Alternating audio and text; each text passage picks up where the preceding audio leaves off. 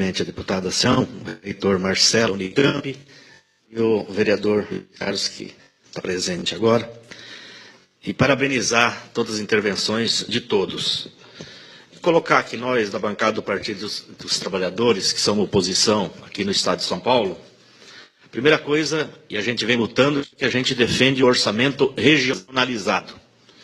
Por que o orçamento regionalizado? Nós aprovamos as regiões metropolitanas, como de Santos, Ribeirão Preto, Sorocaba e aqui de Campinas, e também os aglomerados, como de Jundiaí. Para quê? Para facilitar, para dar mais transparência e ter mais participação. Então, no dia de hoje, numa audiência pública do orçamento, seria muito mais interessante, muito mais prático, mais compreensível, a gente não discutir o orçamento do Estado de São Paulo aqui em Campinas, mas discutir o orçamento da região metropolitana de Campinas. Qual o percentual do orçamento que está destinado para essa região, para essas cidades? Em todos os aspectos. Ficava muito mais fácil a compreensão. Se tivesse um percentual, um valor, e a gente estivesse discutindo com vocês aqui, e tirando as prioridades, e aí o governo teria mais facilidade também de atender as prioridades. Caso contrário, o que vem acontecendo no Estado de São Paulo? Acaba sendo uma mesmice. O orçamento vira uma peça de ficção. Primeiro que nós temos que corrigir é o problema da margem de remanejamento do orçamento. Não dá para você colocar uma margem de remanejamento no orçamento de 20%, 25% para qualquer governo, de qualquer partido. Porque vira um cheque em branco. Ele faz o que ele quiser. Então, defender o orçamento regionalizado. Sobre alguns pontos que foi levantado aqui, o que nós defendemos? Por exemplo, as universidades.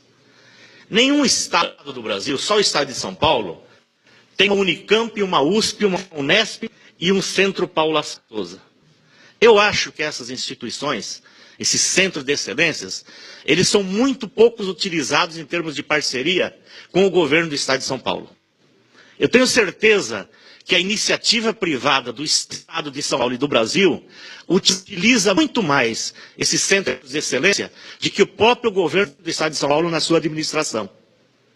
Nós temos que tirar das universidades, aquilo que elas têm de mais importante, que é tudo na questão de pesquisa, de recursos humanos, na questão da medicina, em todos os aspectos, e utilizar para o governo, para a administração.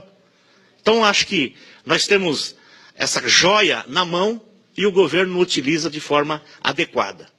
Então, eu, na deputada Edmir Chidi, já defendi e defendo que na relatoria do orçamento, que nós temos uma sub-relatoria só para cuidar das universidades aqui em São Paulo e do Centro Paula Souza.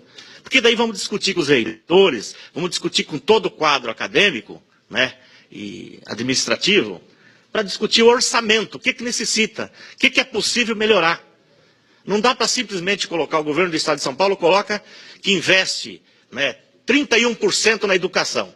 Só que ao mesmo tempo ele não fala que 5, 6% desses 31% é destinado à aposentadoria da educação, que precisa estar fora do valor da educação.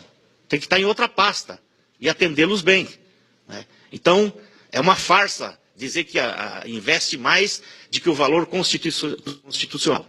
Então, eu acho que tem que ter uma sub-relatoria só para cuidar disso.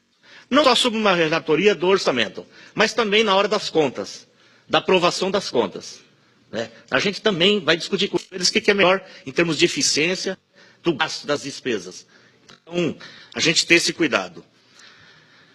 Queria colocar aqui, e foi levantado aqui, está sendo levantado em todas as audiências públicas, a questão da cultura e do esporte. É uma coisa muito séria, gente. Muitas vezes a gente não leva em consideração e não presta atenção. E é verdade, em qualquer governo. Quando tem um pouquinho de crise, primeiro lugar que corta é onde? É cultura e esporte. Os orçamentos do Estado de São Paulo é menor nessas áreas do que muitos municípios. Por quê? Porque é uma coisa em segundo plano. Não dá para citar que na cultura do Estado de São Paulo a gente tem apenas 0,27% investido na cultura. E era 40% há 5, 6 anos atrás. está diminuindo. E esporte nem se fala, né? Não dá para a gente aceitar, e eu vou pegar, porque uma coisa liga com a outra, a questão das FATECs e ZETECs, que é a menina dos olhos do governo do Estado de São Paulo. E é uma coisa boa. Todos os municípios querem. Todos os municípios. Agora não dá para você inaugurar, você levar e você colocar os cursos, 2, 3 cursos, e você não aumentar os cursos. Não atender os professores e os funcionários. E, pasme, o que foi colocado aqui pelo Ergon. E é verdade, eu vi isso em Jundiaí, eu vi isso em Itapeva, eu vi isso em São José dos Campos. Você tem uma sala de aula que começa com 40 alunos e termina com 16 alunos, com 60% a menos, alguma coisa errada tem. E tem que corrigir, não é possível. E o que foi colocado lá realmente é isso. É bolsa para permanência, é a questão do transporte, a questão da alimentação. E o jovem vai desistindo, vai sendo desestimulado a continuar no curso. Então o governo do Estado de São Paulo tem que corrigir isso imediatamente, nisso que é uma das coisas boas do Estado de São Paulo, né? Entre tantas, que é a questão das ETECs e as faculdades, as FATECs. Não é admissível você começar um curso com 40 alunos e terminar com apenas 16, né? E aí, se a gente não investir em cultura e esporte, e na formação da nossa juventude, obviamente, a gente vai ter que investir muito em presídios, né, e no sistema prisional do Estado de São Paulo. Queria colocar aqui também uma coisa que vem sendo repetida e que precisa ser corrigida. Corrigida não, precisa encarar de frente, né, é a questão do IANSP. Desde a primeira audiência em 2006, a gente vem discutindo isso. E é uma verdade. O Estado tem que colocar sua contrapartida. Se desconta 2% do funcionário, o Estado tem que colocar sua parte. Na iniciativa privada, quando desconta o fundo de garantia do funcionário, a empresa coloca a sua parte. Quando desconta o INSS do funcionário, a empresa coloca a sua parte. E no IANSP não acontece isso. Então a proposta, e eu vou defender, nós já fizemos uma proposta, chegamos até a aprovar, deputada Célia, que era de... É impactante colocar os 2% num orçamento só, imediatamente? É. Vai impactar no orçamento. Agora nós colocamos uma proposta lá atrás, há 8 anos atrás, que era colocar 0,25% ao ano. Em 8 anos chegava nos 2%. Foi aprovado e foi vetada pelo governador.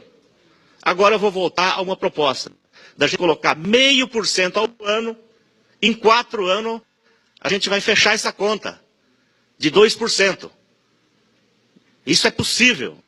Não vai impactar o orçamento como o governo diz. Então essa questão do IANSP, questão do servidor público do Estado de São Paulo, nós precisamos corrigir e o governo precisa tomar coragem e vontade política de encarar isso. É a contrapartida, é descontado do funcionário. Tem que colocar a sua parte também. Chamar a atenção também de uma área que foi discutido muito, não foi levantado hoje aqui, mas aqui na região de Campinas, todas as grandes cidades, que nós temos a questão da habitação popular, né? O CDHU não está fazendo o seu dever de casa. Nós aprovamos, né, não é lei, mas uma indicação de que 1% da arrecadação do ICMS seria investido em habitação popular. Isso não está sendo cumprido. Pior, depois que o governo federal criou Minha Casa Minha Vida, que infelizmente agora está parado, né, o governo do Estado de São Paulo puxou o breque de mão, parou de investir no CDHU aqui no Estado de São Paulo. E só um dado levantado pela nossa assessoria, de 2010 a 2017, foi deixado de investir 6 bilhões em habitação popular, que fazia parte desse 1% de ICMS. Isso significa 60 mil moradias populares no Estado de São Paulo. Ajudaria bastante o Minha Casa Minha Vida e os programas municipais. Então o governo tem que voltar a cumprir esses 1% de ICMS em habitação popular, que é uma reivindicação muito grande do Estado de São Paulo, principalmente das grandes regiões metropolitanas. Queria colocar aqui também que na área da educação voltar a reivindicar que se tire a questão dos aposentados da parte da educação. Tem que ser de forma séria, né? Tem que ter uma pasta para cuidar disso. Aquilo que eu quero colocar para me entender bem, que você não pode colocar que está aplicando 31%, sendo que 5%, 6% é para pagar a folha de pagamento dos ausentados. A Pampesp está aqui com uma luta histórica, né, que precisa ser atendida, mas ser atendida não de forma escamoteada dentro do orçamento da educação. Tem que ser discutida de forma séria pelo governo do Estado de São Paulo. Atender as reivindicações de quem que trabalhou pelo Estado, pela população há tantos anos e que agora tem que ter uma dívida, uma vida digna, né? E atendida as suas reivindicações. Na questão da saúde, a mesma coisa. Muitos custos que estão dentro dos 12%, na verdade não deveria estar na saúde. Então, é uma forma de você maquiar o orçamento. E outra coisa importante também, e que não foi levantado aqui, mas tem sido levantado, e que é um problema sério do nosso Estado, a questão da segurança pública, deputado Edmir Chidi. O sucateamento, né, da Polícia Civil, a Polícia Militar, a Polícia Técnica e o Corpo de Bombeiro. Ao ponto que hoje quem socorre essas instituições são, muitas vezes, os municípios.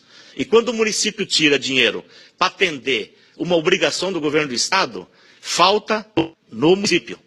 E isso é uma realidade, né? O município está cobrindo despesas, aliás, os municípios estão cobrindo despesa do governo do Estado de São Paulo.